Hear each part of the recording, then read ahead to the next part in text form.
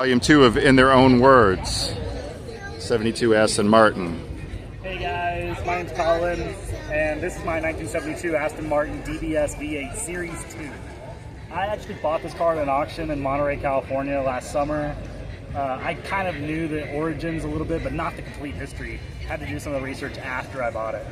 When I bought it, I knew that it was going to come out of the Royal Family's collection of Kuwait. And everything was sold as needs reconditioning, not running.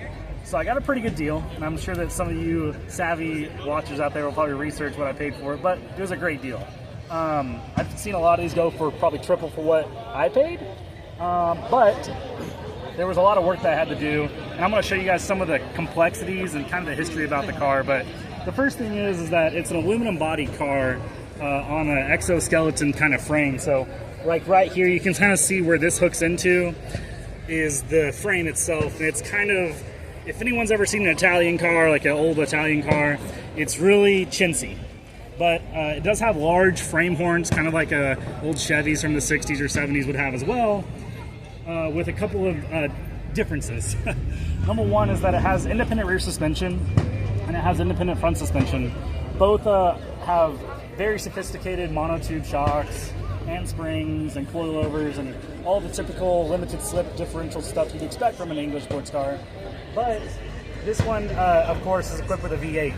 And the V8 came out in 1970 for Aston Martin, and they're very complex. So they're all aluminum, and eventually they came to grow to have carburetors like what you see here. Of course, this particular example would have come with mechanical injection from the factory, and it didn't actually sell when it was produced, this particular example.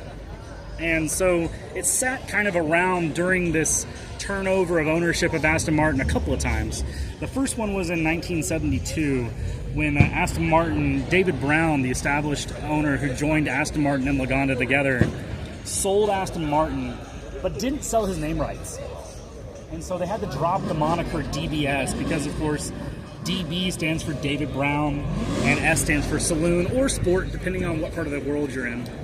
And so when they had a couple cars that they'd already built but hadn't sold, there was a couple of changes they had to make in order to make it compliant with the sale to the new owner of Aston Martin. One of them was dropping the DBS moniker. And so this car just adorns just a V8, whereas most would have the DBS if you were looking up a 72 online.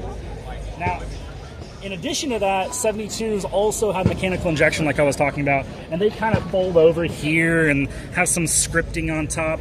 But when they sold the company, the new owner of the company said, like, how can I trim the fat, right? And one of the biggest ways they could trim the fat to make the company more profitable because it was losing so much money, just as a lot of niche market manufacturers were in the early 70s, was that they said, hey, look, we have so many warranty claims and so many cars in the shop that we really need to get rid of the mechanical injection and we need to go to carburation.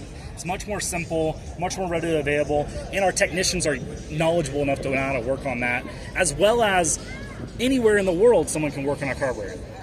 And I said, okay, that makes a lot of sense. Do we have a car that we can kind of adapt that to? And the CEO at the time said, well, we have this car that hasn't sold, and we could kind of use that for a prototype, so we'll get to that. Let's go ahead and do that.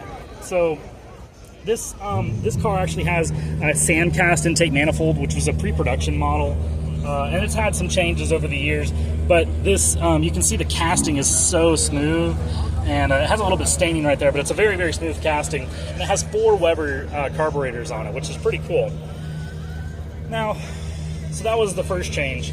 The other change is that, of course, because the mechanical injection is so low profile, the hoods on a 72 or really a 70, a 71, and a 72 are very slim.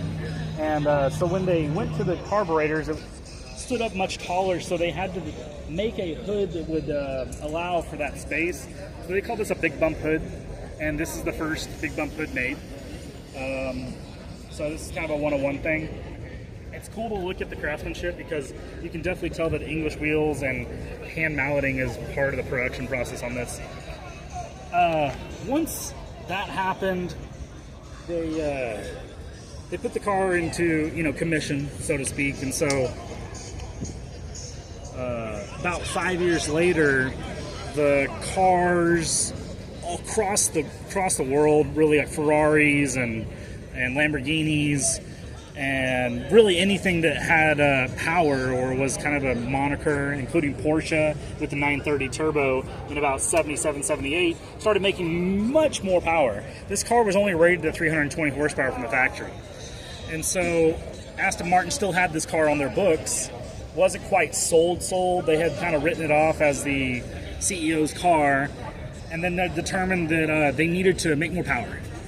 So one of the ways they did that was they upgraded the camshafts, changed the header design, and then all the cars got more powerful Weber carburetors, upping the choke size.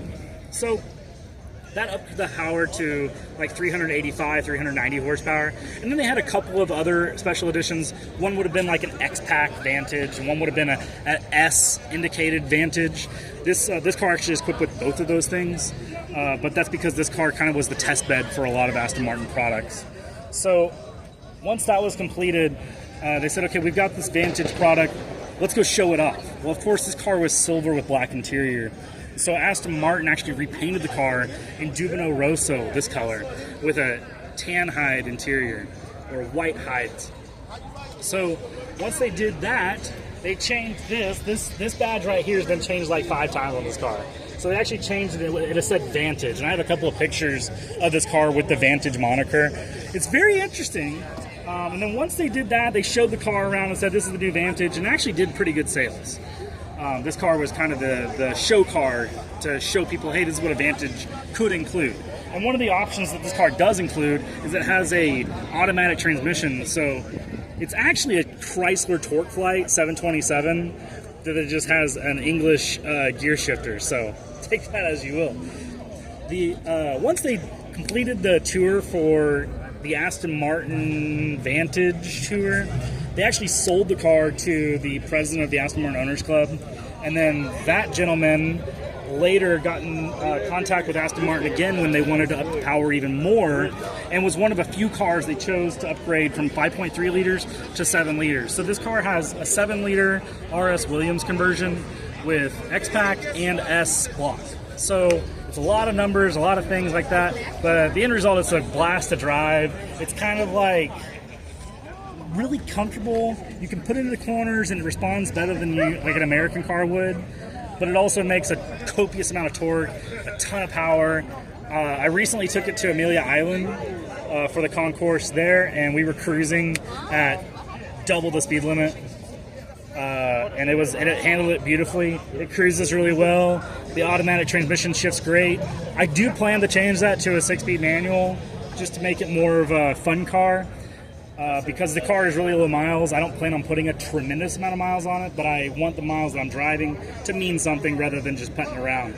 Right now, the car only has 11,000 miles on it, and a lot of the reason why is because after the Aston Martin Owners Club owner decided to sell it, he sold it at an auction, and one of the curators of the Kuwait royal family bought the car, put it into their collection. As sure as you can imagine, anywhere in the Middle East, the royal families there have tons and tons of cars.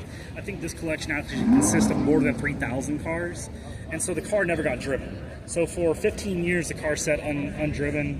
Beautiful restoration, however, in beautiful condition, but the car never drove. And so when I bought it, it was sold as, like I said, needs reconditioning.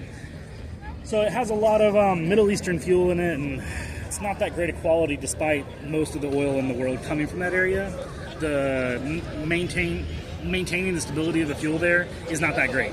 And so the fuel that was in the gas tank actually made its way into the float bowls of the carburetor.